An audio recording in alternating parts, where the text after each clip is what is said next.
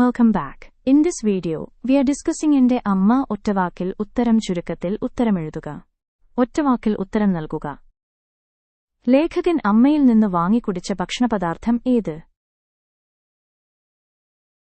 ലേഖകന്റെ വളർച്ച ആരുടെ കണ്ണുകൾക്കാണ് ദൃഷ്ടാന്തമായത്? പൊൻകുന്നം വർക്കിയുടെ ഈ ആത്മകഥാപരമായ ഭാഗത്തിന്റെ പേര് എന്ത്?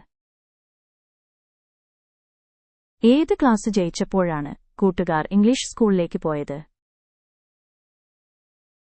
പണക്കാരുടെ കുട്ടികളെ സ്വാധീനിക്കാൻ എഴുത്തുകാരൻ ഉപയോഗിച്ച കഴിവേതാണ്? അമ്മയുടെ കണ്ണുനീർ കണ്ടപ്പോൾ എഴുത്തുകാരന് ബോധ്യപ്പെട്ട ഗുണമേതാണ്? ലഘു ഉത്തരമെഴുതുക. പരിപരിപ്പുകളിൽ കൂടി ഞങ്ങൾ വളർന്നു. ഈ വരികൊണ്ട് ലേഖകൻ അർത്ഥമാക്കുന്നതെന്ത്?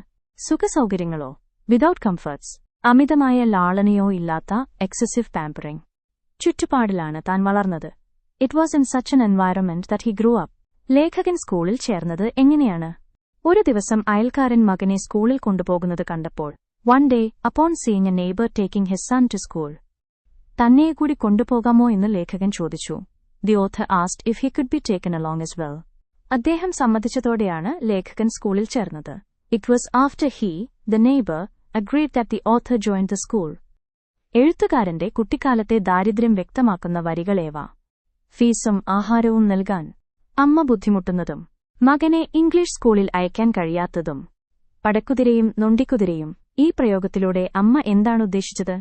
അധ്വാനിക്കുന്ന അമ്മയാണ് പടക്കുതിര. ആവശ്യങ്ങൾ മാത്രം ചോദിക്കുന്ന മകൻ നൊണ്ടിക്കുതിരയാണ്.